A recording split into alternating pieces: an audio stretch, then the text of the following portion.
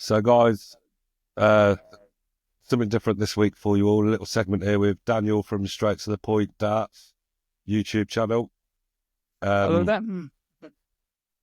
Basically, a quick cover of what the channel is. He's a coach, full time, I believe he Yep, said, full time. full time. And I've seen a few of your videos. Yep. I did like one about how to pick the right dart. Oh yeah, I We'll, that did we'll, quite we'll well. dig we'll dig onto that because trust me, the amount of dart questions that we get, Okay. and we're just like Good. we're no pros. Yeah. Okay. So but we'll start off at the beginning. Like our main question is like, what's your story in starts? Oh, that's a good one. Okay.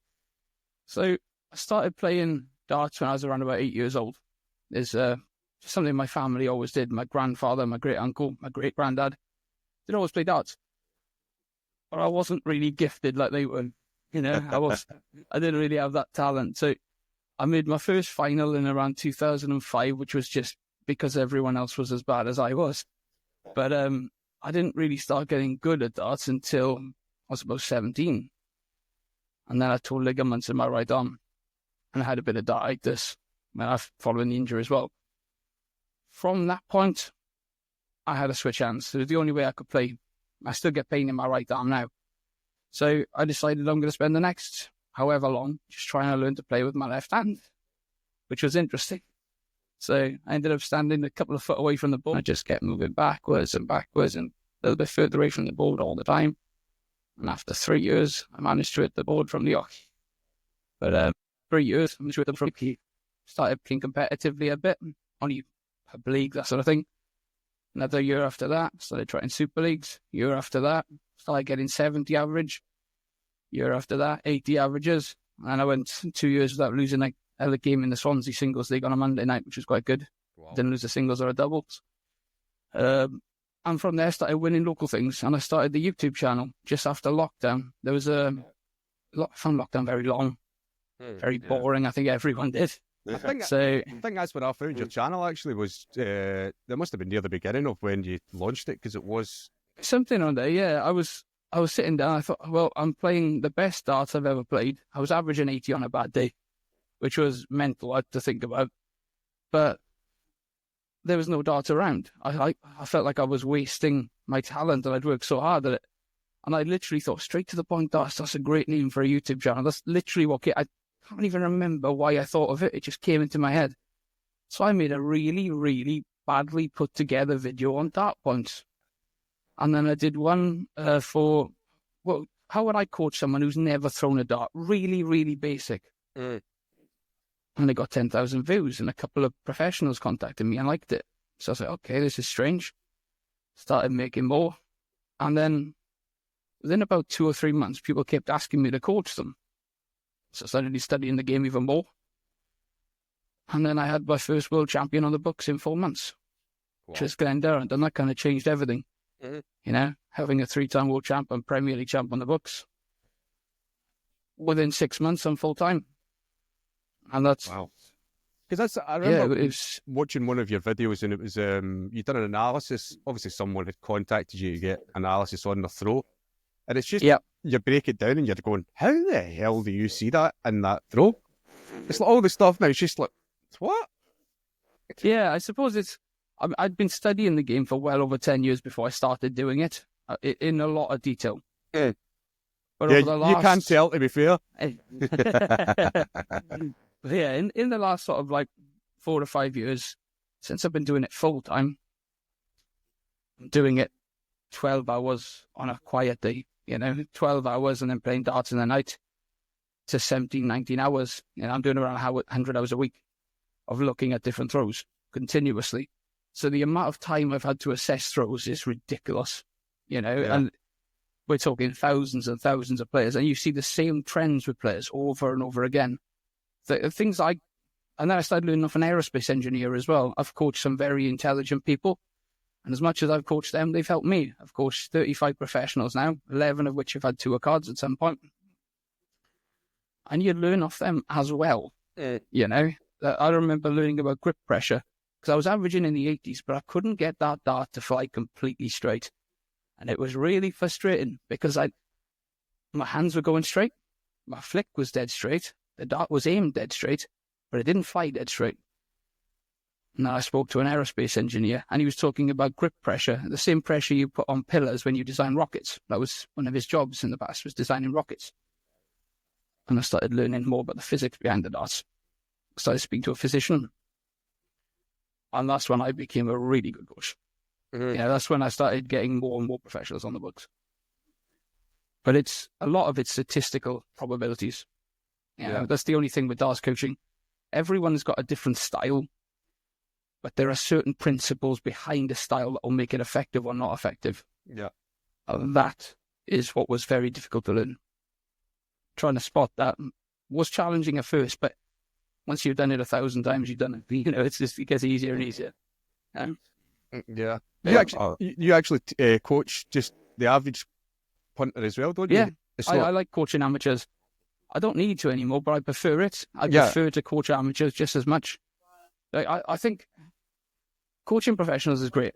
You get a little bit starstruck sometimes. It's just very, very strange. But at the same time, I get some of my biggest rewards out of just seeing people develop. One lad, James, he was very nervous to play darts. Yeah, he had dartitis, and he wanted to switch hands like I did.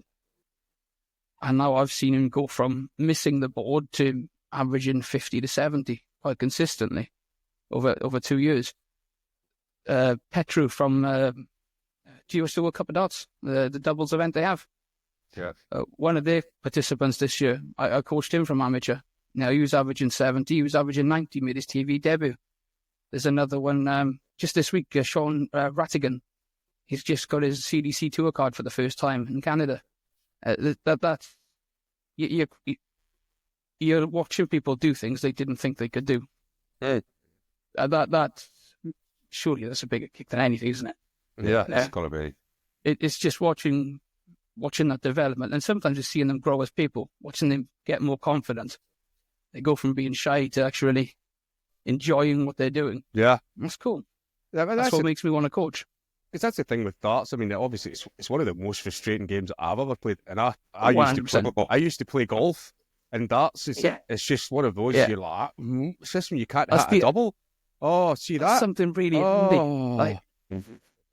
Like I coach a couple of golf coaches, and at some point you coach everyone doing everything. But there's quite a few people that have coached golf, some on a professional level, some amateur, and they go on to darts.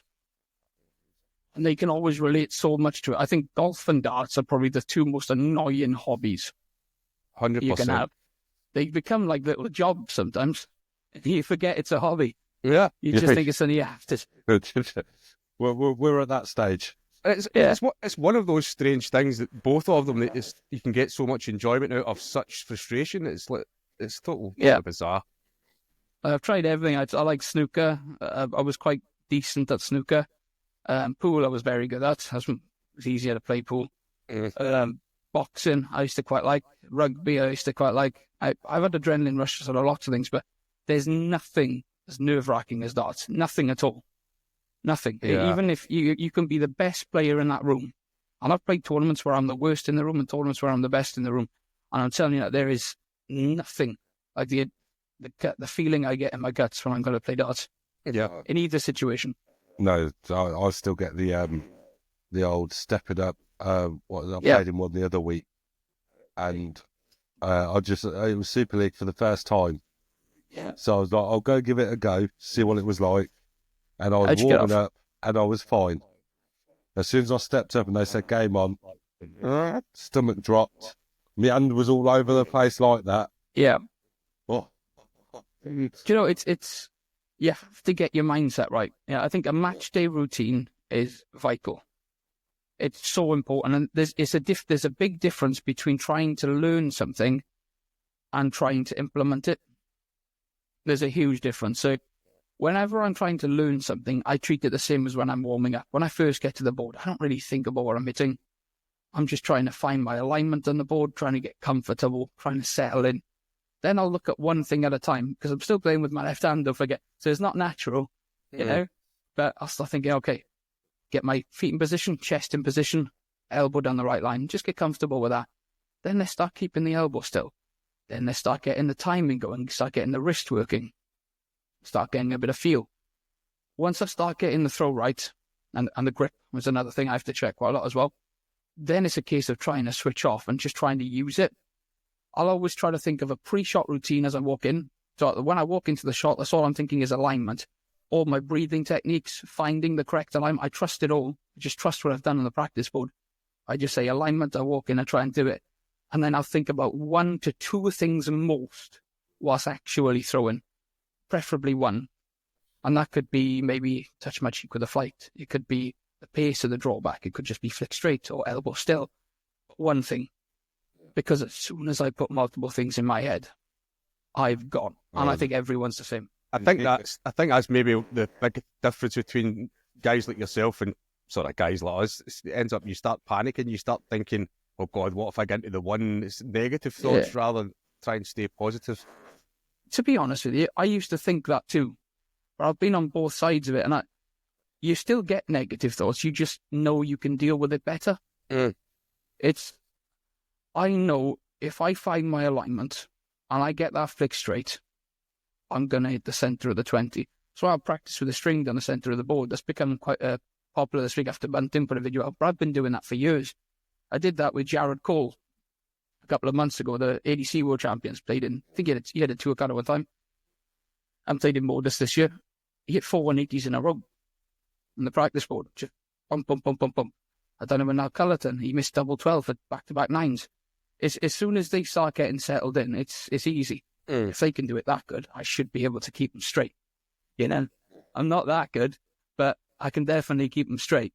So that's all I keep in my head is aim at the treble, accept the big number. Aim at the treble, accept the big number. As soon as I try to hit that treble, I'll hit a 26. Flat out. I know I will. It's no matter how good I'm practicing before it. If I go into that game and I try to hit the treble, I'll miss it. But if I aim at the treble, just to get my arm as straight as I can, I'll start to settle in. And once the first one's straight, just try to do it off field. Yeah. Try to let them drop in. Sorry, guys. You got a much better chance of playing well then. And that's what I would say to you. When you start playing your games, just try to think about how you're feeling with the first dart. Think about how the hand feels as it's coming out of your hand. Get that flick straight. Find your spot on the hockey and then just think about the flick on your first dart. And once you start getting that first dart right, man, you're going to be away. Yeah. Get the first dart's the hardest. Yeah. That's the hardest. Get that one straight and you're good. Just rhythm, rhythm, rhythm. It's a strange game. It's a strange game. It is. It's, there's so many elements to it that people watch darts and they think, oh, it's just throwing a dart at a board. But I know. It's amazing how many things go into it, actually just getting it to go where you want it to go. And a lot of it, as you say, it's in your head. A lot of it is. You know, it's so strange that when I've been the worst player in the room and I've played someone really good, like in fact, the last league singles I won, the last divisional singles, I played Mark Challenger in the semi-final. And Mark is number 1 in Wales in the WDF. He's a very good dart player. 97 over the year. I think his county average was that year. Last year. Very, very talented. I beat him on the Friday. He won the WDF World Cup on the Thursday. He's very good. So, but when I played him, I thought, well, his best dart's been 11. His worst dart's been 18. He's playing far better than I am. You know, my best leg was like a 14, worst leg 24. But he hasn't done it against me. If I put a bit of pressure on him, he might stumble. So I wound the ball up and I thought, right, just keep him straight. And I went out in 18, and then he just got going. He hammered me 15 darts, 13 darts. But I brought back in 15. Held in 17 for a 3-2 win. But it was a great game of darts, you know.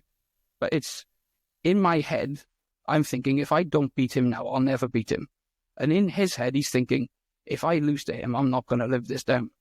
So you always give yourself the short straw, no matter which end you're at.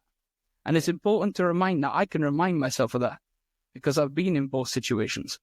Mark hasn't. I've been playing darts with Mark for 15 years. You know, when I was 16 and he was 20, he was still averaging 107 against me at times. He's a fantastic dart player. if he committed more, he'd do a lot more. Yeah. He would do a lot more, 100%. He's one of the most naturally gifted players I've ever seen.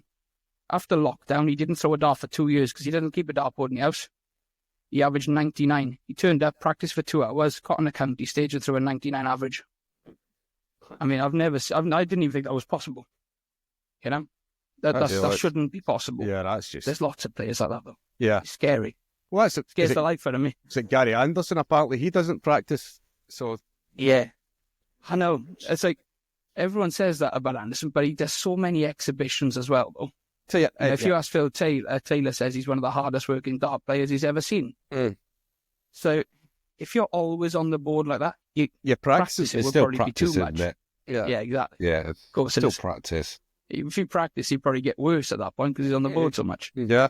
But yeah. So everyone's got their level, but it's some people need to practice every day. Some people think they need to practice every day, and it's making them worse. It depends on where you're at in terms of your level of ability. Like Connor Scott locks himself in a room for 8 hours a day. That's his shift. Out of the 8 hours, he's probably thrown for 6 hours, 6.5, something like that. And he'll play against people, which slows it down as well. So he's probably throwing, I would say, for roughly 6 hours out of the 8 of actually throwing darts, which is a huge amount of darts. Yeah. And it works for him because he's so gifted as well. He can think about his throw for half an hour, switch off, and he does the rest just on autopilot. And he's getting his throw 99% right just without thinking about it. He's hit 150 180s in a day once. 150, I kid you not, 150, that is, in a day on the practice board, which I can't get my head around, because I don't think I've hit that many in a month, We're sat there thinking, hold on, can we hit that in a year? Yeah, I think I've 2 years. It's crazy. I think I've hit that in total on that counter. Last month, I played for, I actually counted it for the first time in years, just as an experiment. I played for around about 17 hours. Scoring time would have been around 10 hours, and I hit 75 180s. So I'm not a bad dart player, but I'm nowhere near that level. Yeah, that's cheapers. That's ridiculous darts. That's ridiculous darts. But if somebody else did that and they were having to think about their throw, or they were only able to get their throw decent for 15 minutes or 20 minutes, then the rest of the time they've been practicing mistakes. And then they wonder why they're getting worse. They're just doing something they're not ready to do. I would rather do 15 minutes, take a break. 15 minutes, take a break. But as you say, though, I think a big part of it maybe is if you're practicing the wrong things. If you're practicing something that's not making you better, then it's going to make you worse. Exactly. It can end up making you worse. Of course you can. You see a lot of players, in terms of technical errors, a lot of errors these days come from late release. A vast majority of them. There's so many people online saying, point at the target. Should never be pointing to the target.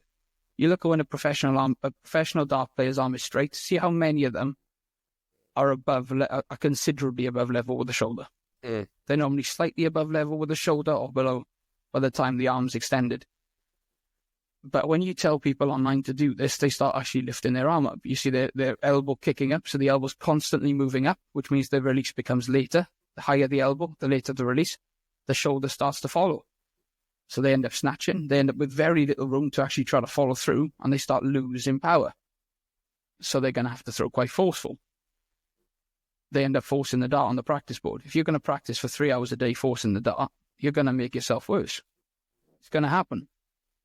At that point, you're better off just starting again. Strip the throw back down. Go back to basics. Keep the elbow still. Start to relax. And just do 15 minutes. 15 minutes, get it feeling good, put them in the draw. Come back, another 15 minutes, get it feeling good, put them in the draw. You get better rewards out of it. I think at an amateur level, it's better to start doing that and then build it up slowly. Yeah. Rather than just getting on the board for hours and hours and hours. Yeah. Unless you're very naturally gifted, you're probably not going to improve at all just by getting on the dartboard. We know that feeling. Yeah. I think a big... We're at that stage. Yeah, I mean, that's fair. I think a big thing as so well. So was I, though. I even though I'm not a gifted dart player. You think I was... 2005 is my first trophy, which is I lost in a final. I didn't play well, but nobody else did either. At the same time, I didn't hit a 180 till I was 17, so you're talking that's 2011. So it took me 4 years to hit a 180, maybe, well, yeah, probably 5. You know, I was really not gifted at darts at all. I learned to play darts, and then I learned to do it with my left. Yeah, I've got skill, not talent. You know, if I had talent as well, I'd be dangerous. But, you know, it's one of those things you can only work with what you got. And the less amount of talent you've got, the more skill you're going to need. The only reason I've only beaten like a handful of pros, but the only way I could beat them is by keeping myself in check and getting a good throw. Because naturally, there's nothing much to work with. You know, there really isn't. And I still get some people that will comment now and say, well, it's just because you're good at it. You know, if you played for 5 hours a day and I play for 5 hours a day, you'd still be better. You don't know how hard I've worked at this. It took me 3 years to hit the board with my left. 3 years to hit the board from the hockey consistently. That's how bad I was. And then I've hit 9s. You know? So we've actually got a guy in our online group, and he's injured his right arm and he's had to start playing left. We actually had a one-night tournament, and that's what it was, is the weak arm tournament. And it was hilarious watching. We so all hard. weak armed, and but yeah, he's done something. He had a prosthetic or something put in his shoulder, so now he's completely swapped arms, and is to be fair, he's showing because he's getting better with it. Yeah, I mean, the first time he was like, he stepped away for a bit and was like, he just wants to practice, and now he's like, I need the game. So he just gets bored, throwing it at the board. But he's coming on nicely. Yeah. No, I think I've taught loads of people to switch hands. Only if I've never told anyone to switch hands. I've tried to convince them not to. Because even like there's 1 or 2 people that I think that have watched my videos and they go, that sounds great, I'll do that. You don't realise how long 3 years of missing the board is until you start doing it. I couldn't play tournaments. I couldn't play pub darts. I couldn't. How can you ask someone, do you mind if I stand 2 foot away from the dartboard? You know, I couldn't play. It was very, very hard. It was boring. It was really boring. But most players have got a lot more hand-eye coordination in their left than I had. It's going to be this. I've never seen anyone quite as bad as I had it. Everyone that's switched has been able to hit the board at least, you know. And from there, give them 2 years. 2 years, and you'll start getting, I think it's really achievable to get like a 50 average for most with the left hand, 50 to 60 within 2 to 4 years between that sort of period. Did you find if they're gifted, it could be 6 months, but you know, I think most 2 to 4. Do you find it's still quite awkward using your left arm? You forget natural. about when I'm warmed up. I forget about it. But when I first get on the board, or if I've had a few days off, it's a bit like the world's turned round again. Yeah. But you do forget about it when you. By the time I play the game, I don't think, "Oh, this is my left hand." Yeah, that's what I mean, mate. Is it one of those? It just doesn't feel natural. Now. Yeah. It's getting more and more natural. If I play today, I'll wake up tomorrow, it'll feel fine. If I have a few days off, then it feels up. This isn't right. But strange, mate. One question I wanted for you, because like I mentioned it before we started recording, we get it a lot. Obviously, don't have to go into too much details because we'll put the video in, tell people to come over and watch the video themselves for a full-length breakdown of it. Yeah. But the big question we get is a lot of people with darts. Obviously, we've got a few good players in the group. Yeah. Don't get me wrong. Most, I'd say we're average. Yep. How could they pick the right dart for them? Because they're always swapping. We've got a few that are swapping, and then we see it a lot where it's like, I just need to stick to one set, okay, and try them. What's a bit of advice you can give them? Or keeping that question that generic is quite hard. Okay, yeah, I'll try my best with it, because you've got to assess the person a little bit as well. You've got some people who are just addicted to swapping darts. They're addicted to darts. And John. It was just I know what I used to be with my right arm when I was like 16, 17. I was crazy for it.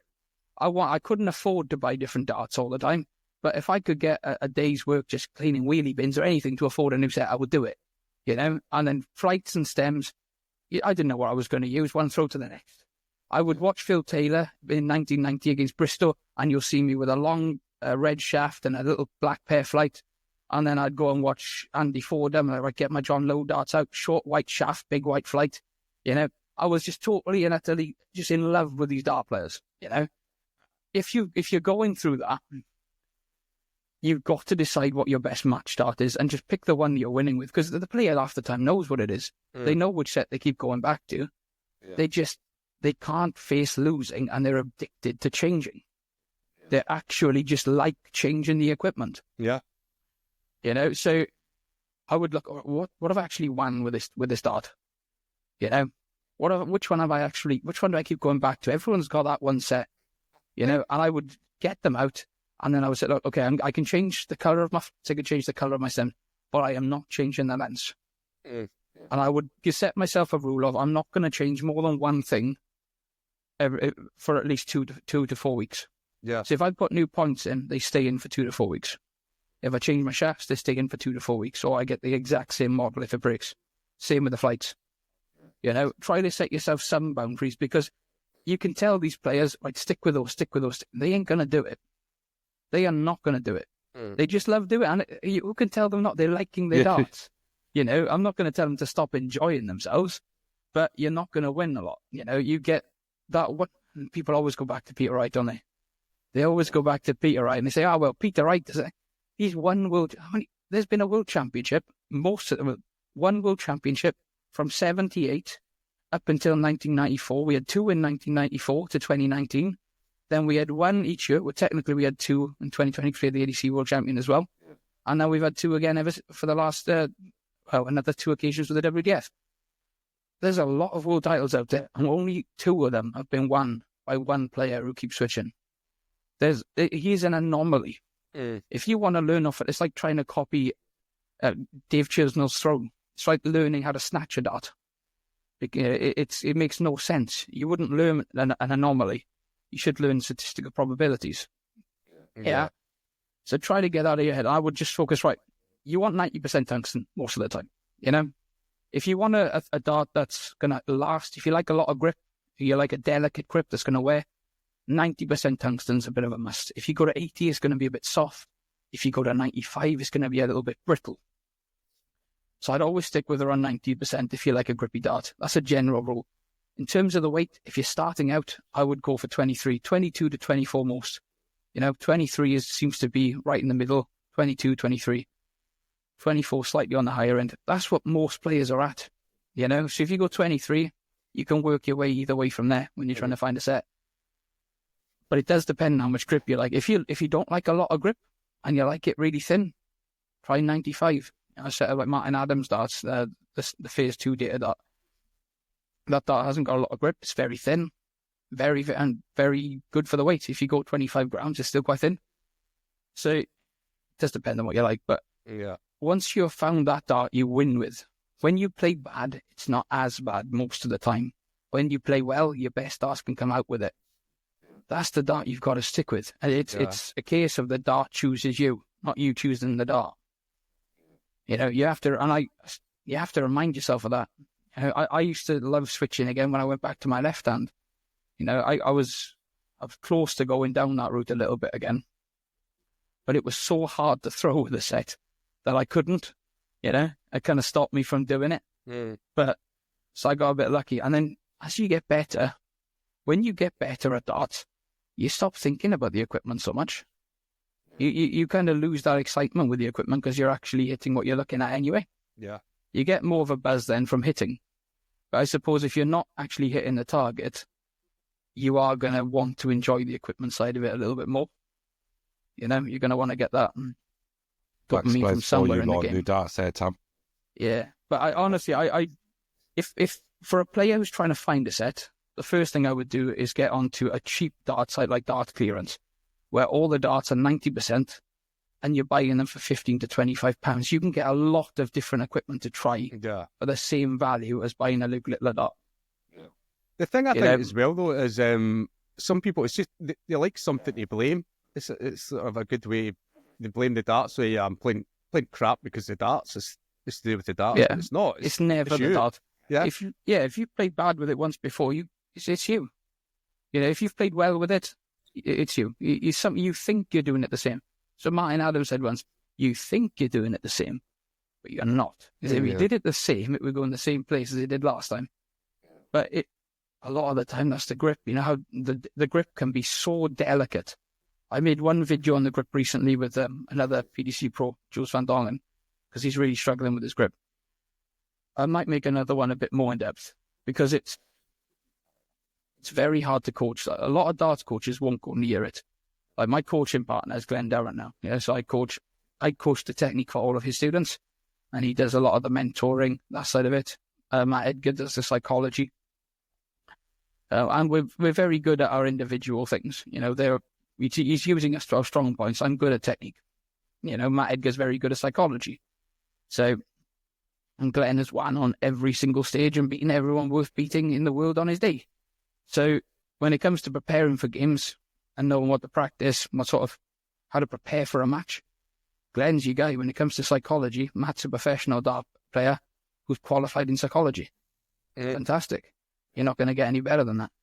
But the technique is my area. Yeah.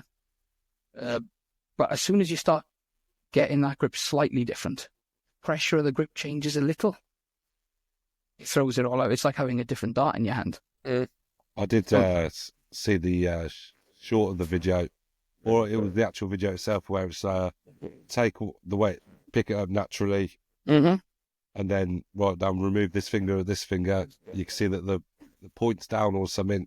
Yeah, exactly. You want it straight. I was like sitting there, tried it with mine, and I was like, my dart was like just drooping down to the floor after I just holding it like that. I was like, see, if you did that, if you took away all the excess, all the stabilizers, there's just the index finger and thumb, and the dart is still sitting still, the next test after that point, which wasn't in the video, try to go even lighter. Go lighter and lighter on the grip with the index finger and thumb. And if that dart falls straight to the floor, the pressure is even. If it's falling sideways, it's not even. You're pinching the dart quite forcefully to make it straight. It's not actually well balanced. So there's a little bit of an uneven pressure with the index finger and thumb. You're pinching it harder than you need to compensate. Now, when you go to release the dart and you loosen that pressure, that dart's going to fly at a funny angle. Again, it goes back to what I learned with that aerospace engineer.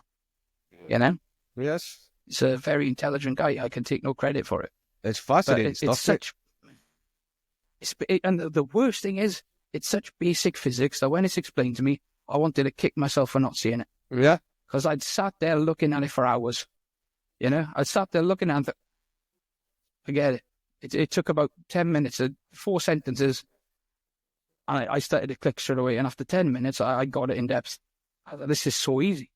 I can't believe I didn't work it out. So when you explain it to people, they think it's going to be really in depth. It's not.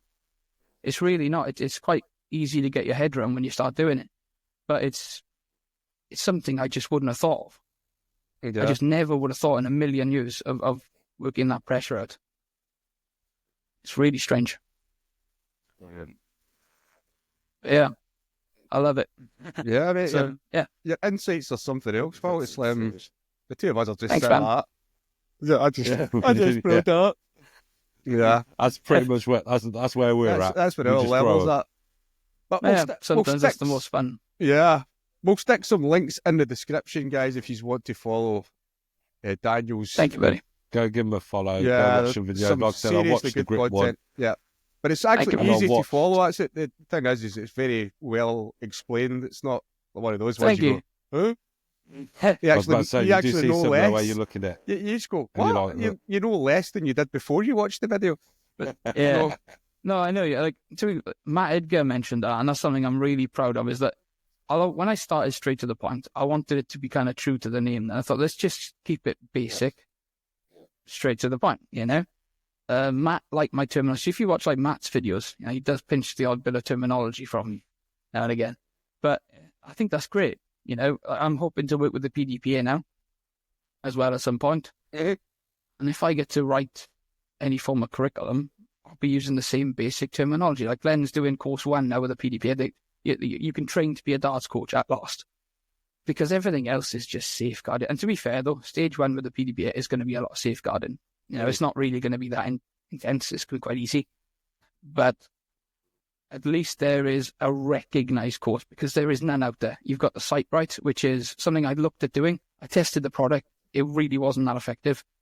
I can see what it's trying to do, but I would say it's about 50% effective from my finding at best. Yeah. So I've got no interest in doing the Sight Bright anymore. So I don't do that.